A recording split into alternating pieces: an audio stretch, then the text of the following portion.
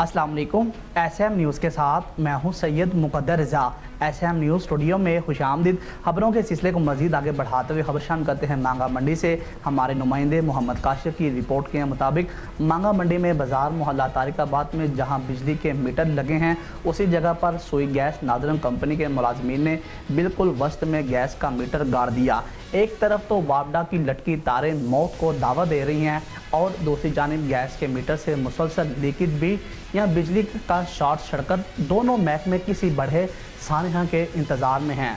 कलात market के ताजरों का कहना है कि मुतअद्दिद बार कंप्लेन करने के बावजूद सुई गैस वाले यहां से मीटर नहीं हटा रहे और ना वापडा वाले इन लटकी तारों को जुर्मट का कोई हल निकाल रहे हैं।